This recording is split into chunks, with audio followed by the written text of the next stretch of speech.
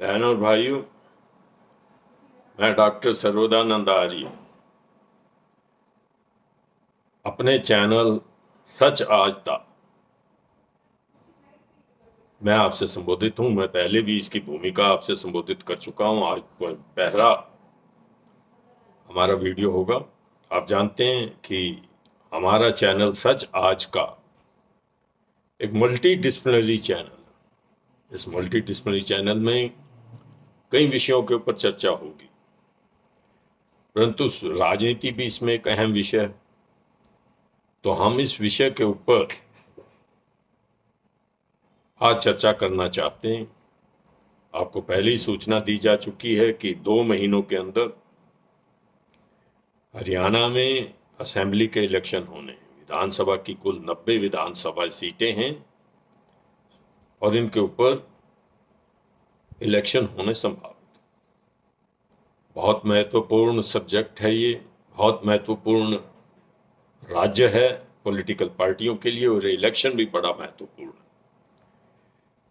मैं आपकी सूचना के लिए एक बात और कहूं कि आपने अभी हमारे देश में लोकसभा के इलेक्शन हुए और उससे पहले भी इलेक्शन होते रहते हैं, असेंबलीज के भी इलेक्शन होते हैं जिनमें आप सब लोगों की बड़ी रुचि रहती है। और मैंने आमतौर पे देखा है कि उसके ऊपर बड़ी चर्चा होती है। बहुत सारे चैनल सामने आते हैं और वो कहते हैं कि हम जो आपको परिणाम बता रहे हैं 100% ठीक।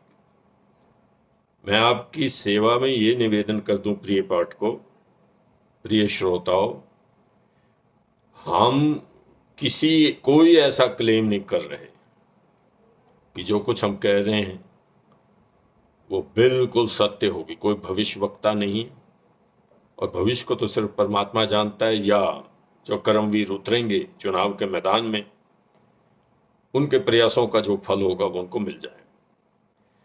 जितने भी आपके सामने सर्वे आते हैं मैं उन सबका सम्मान करता हूं, परंतु मैं हृदय से एक बुद्धिजीवी होने के नाते आपको बताना चाहता हूं कि इन सर्वों में जितने भी सर्वे होते हैं किसी में भी टेक्निकल असिस्टेंस कोई ज्यादा नहीं ली जा सकती। अनुमान ज्यादा ली ही नहीं जाती। इस देश की परंपरा ही ऐसी, मुझे कहना नहीं चाहिए, बहकाने की परंपरा, कि पाठकों को, दर्शकों को बता दिया जाए, दर्शक इसके ऊपर विश्वास कर लेंगे। ऐसा नहीं।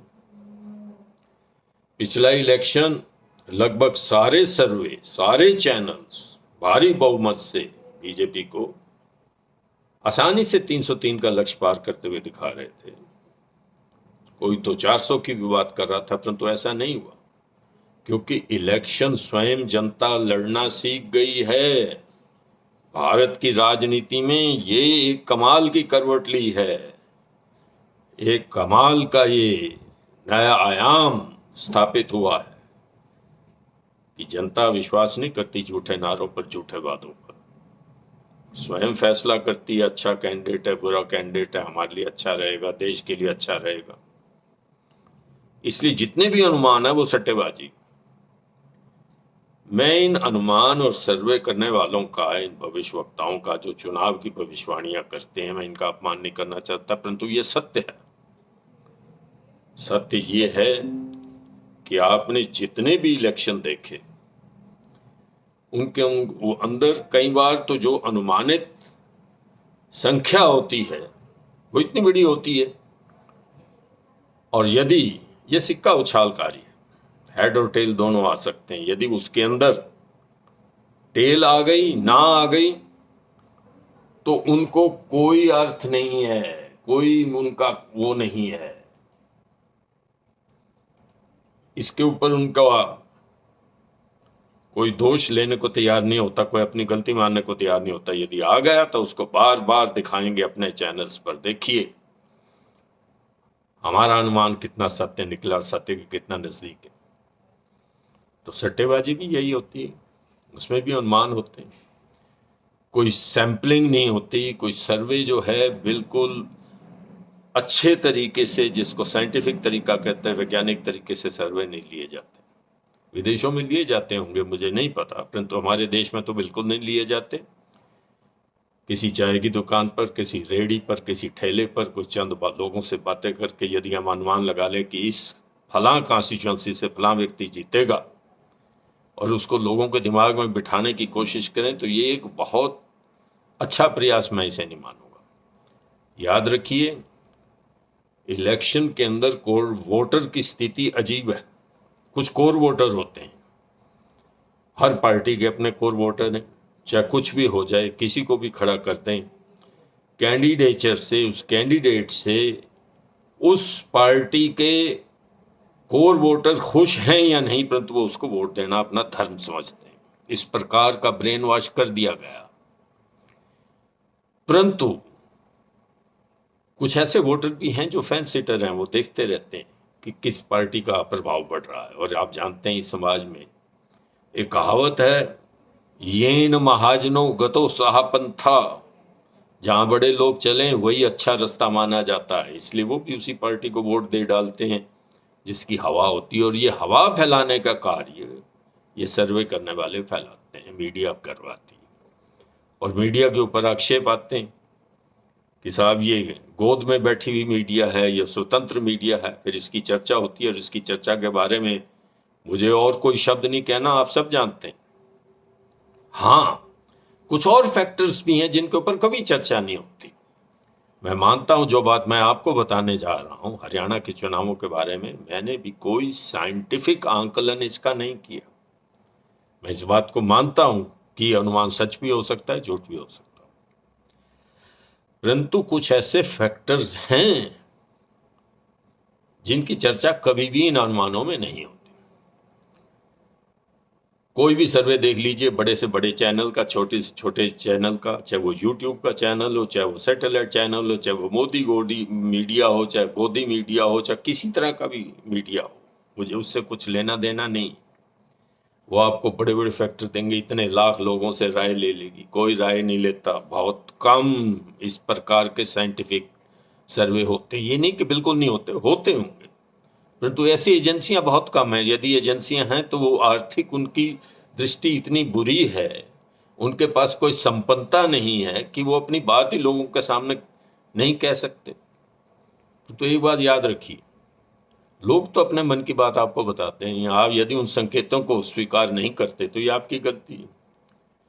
अब बादल घेर आते हैं, किसान ऊपर को देखता है और किसान को पता होता है कि कौन सा बादल वर्षा करेगा, कौन सा बिना वर्षा किए चला जाएगा, गड़गड़ा कर चला जाएगा। और इसलिए कहावतें बनती हैं कि जो गरजते हैं वो बरसते नहीं।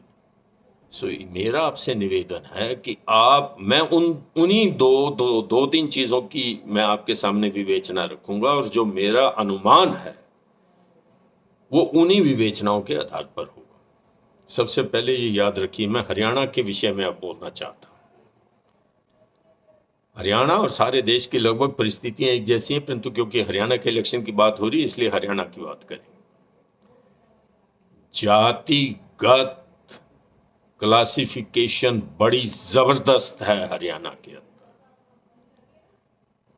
हम बाकी चीजों में शायद जाति को आगे नहीं लाते, आपसी व्यवहार के अंदर हम बड़े खुले हैं हरियाणा में, एक दूसरे का सम्मान भी करते हैं, एक दूसरे की जो मौलिक पारिवारिक वैल्यूज हैं, भावनाएं हैं, उनकी कदर करते हैं, एक दूसरे की शादी ब्याह में शामिल होते हैं, सुख दुख के अंदर सम्मिलित होंगे, एक दूसरे की सहायता भी करते हैं। आपदा काल हो, यदि कोई फ्लड आ जाए, अर्थक्वेक आ जाए, या किसी और प्रकार की आपदा आ जाती है, प्राकृतिक आपदा आ जाती है, तो उसमें एक दूसरे की सहायता भी करते हैं। जब वोट देने जाते हैं तो उस वक्त हमारे दिमाग में हमेशा जाति गूंजती है। ये 90% बात ठीक है। पहली बात तो ये है, हम यदि जातियों का आंकलन करने के बाद वोटों की भविष्यवाणी करते हैं तो वो लगभग, एकदम तो मैं नहीं कह सकता, वो सत्यता के नजदीक होते।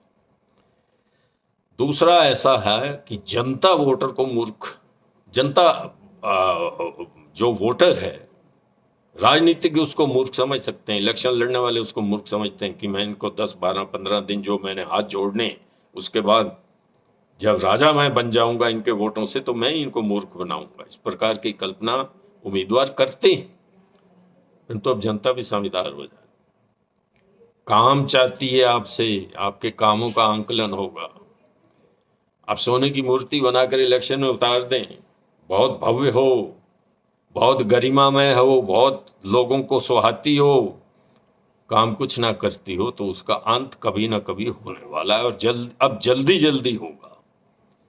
पहले हम मौका देते थे, उम्मीदवार जो है उनको मौका दिया जाता था, भाई इस बार नहीं तो अगले इलेक्शन में सी, और अगले नहीं तो उससे अगले में।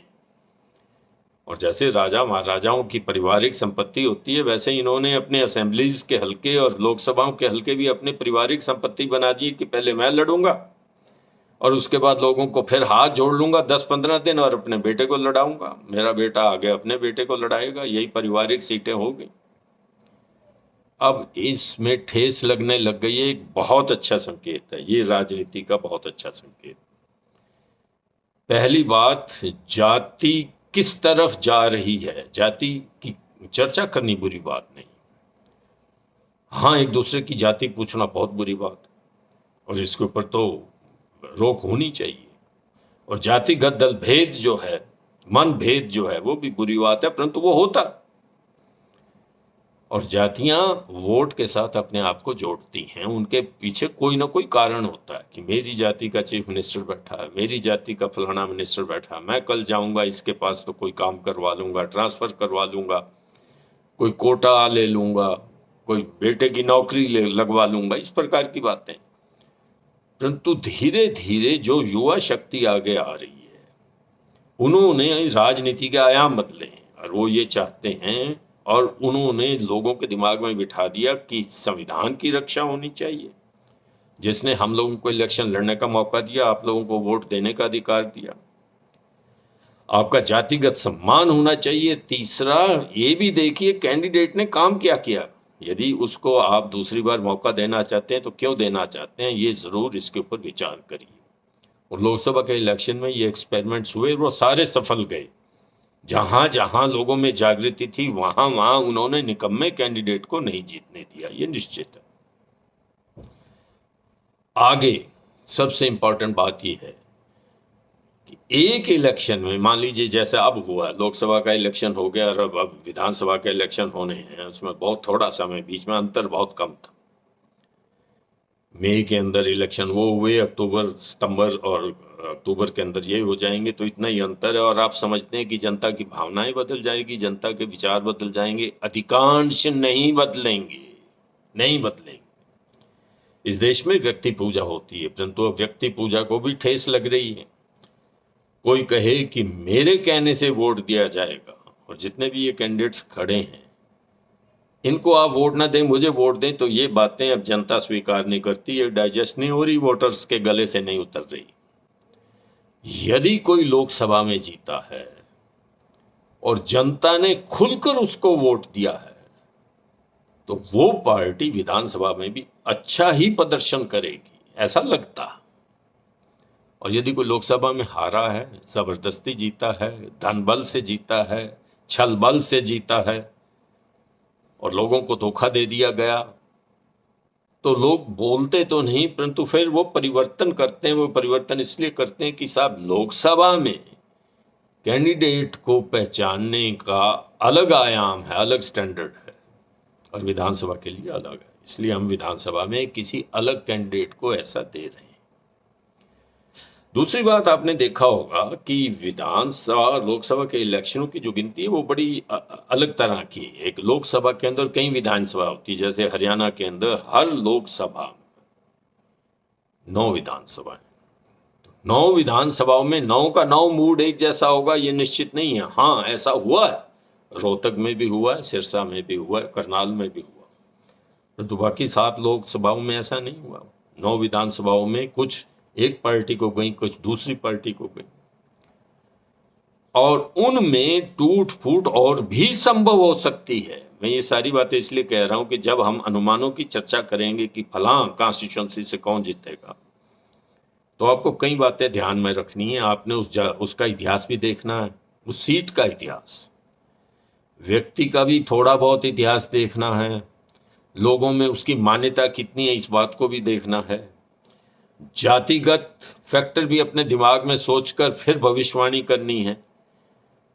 ये व्यक्ति काम के काबिल होगा या नहीं ये भी करनी है। और कुछ परसेंट लोग इस बात के ऊपर भी जाते हैं कि लोकसभा का इलेक्शन जो है विधानसभा से अलग है। लोकसभा में हमने एक ब्रॉडर कंसेप्ट के लिए, एक बड़े एम के लिए हमने वोट दिया है, और विधानसभा में हम स्थानीय कार्यों के लिए वोट देंगे। ये उनकी सोच हो सकती है, मेरी नहीं है। मैं समझता हूं कि विधानसभा का इलेक्शन हो चाहे लोकसभा का इलेक्शन, वोटर की सोच एक होनी चाहिए, और वो है राष्ट्र के लिए। कोई भी व्यक्ति यदि राष्ट्र के लिए दुर्भावना रखता है और राष्ट्र की सामुदायिक एकता को समाप्त करना चाहता है, लोगों के भाईचारे को समाप्त करना चाहता है, तो मैं समझता हूं कि जनता उसे माफ नहीं करेगी। अब मैं आपको अगले वीडियो की भूमिका अभी से दे देता हूं। हम अगले वीडियो में शुरू करेंगे हरियाणा की 90 विधानसभाओं के ऊपर चर्चा। हरियाणा को ज्योग्राफिकली यदि आप जोन में बांटें तो एक को दक्षिण हरियाणा हम इस कहते हैं। दक्षिण हरियाणा के अंदर हमारे पलवल ज़िला आ जाता है, हमारा मेवात ज़िला आ जाता है, हमारा फरीदाबाद ज़िला आता है, हमारा गुड़गांव ज़िला आता है, हमारा रेवाड़ी ज़िला आता है, महेंद्रगढ़ ज़िला आता है, और हमारा भिवानी ज़िला आता है। इन ज़िलों को लगभग, क्योंकि हरियाणा के दक्षिण में ये स्थित है, इनका एग्रो क्लाइमेट भी अलग है और समृद्धता भी बाकी ज़िलों से अच्छी है। उसके भी कई कारण हैं, मैं उन कारणों की चर्चा तो आगे करूंगा, क्योंकि आज सिर्फ राजनीति की चर्चा हो। यह साउथ जोन है, यानी साउथ हरियाणा, दक्षिण हरियाणा की बात। दक्षिण हरियाणा की सीटों की चर्चा करने के बाद फिर हम पश्चिम हरियाणा पर जाएंगे। यानी पश्चिम की तरफ जो हमारे ज़िले हैं, वो हिसार का ज़िला है, सिरसा का ज़िला है, फतेहाबाद का ज़िला, अब इनकी चर्चा की जाएगी। और उसके बाद हम लगभग सेंट्रल में आ जाएंगे।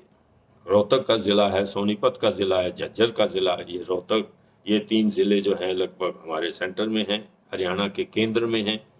और फिर हम नॉर्थ की तरफ चलेंगे, उत्तरी हरियाणा की तरफ, जिसके अंदर आपका अम्बाला है, करनाल है, कुरुक्षेत्र है, यमुनानगर है, पंचकुला है।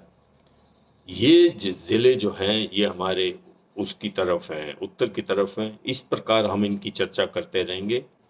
तो सबसे पहले हम दक्षिण हरियाणा की चर्चा शुरू करेंगे। दक्षिण हरियाणा के जितने ज़िले हैं, ज़िलेवार उनमें जितनी सीटें हैं उनकी चर्चा करते रहेंगे, और उनमें आज क्या स्थिति है, आगे आने वाले चुनाव में जो कि 2 महीने के बाद होने वाला है, लोगों की मनोस्थिति क्या है, लोगों की मनोस्थिति के अनुसार लोगों की वोट देने की प्रवृत्ति बनेगी, और वोट देने की प्रवृत्ति के बाद सरकारें बनेगी। किसी न किसी पार्टी को बहुमत प्राप्त होगा या नहीं होगा ये तो भविष्य जानता है, परंतु ये बाद की कल्पना है। बहुत बहुत धन्यवाद, आपने मुझे सुना। अगले वीडियो में मैं सबसे पहले मेवात ज़िले की चर्चा करूंगा। मेवात ज़िले की 3 सीटों के बारे में चर्चा करूंगा। सीट का नाम है नूंह, दूसरी सीट का नाम है पुनाना, तीसरी सीट का नाम है फिरोजपुर जिला। धन्यवाद।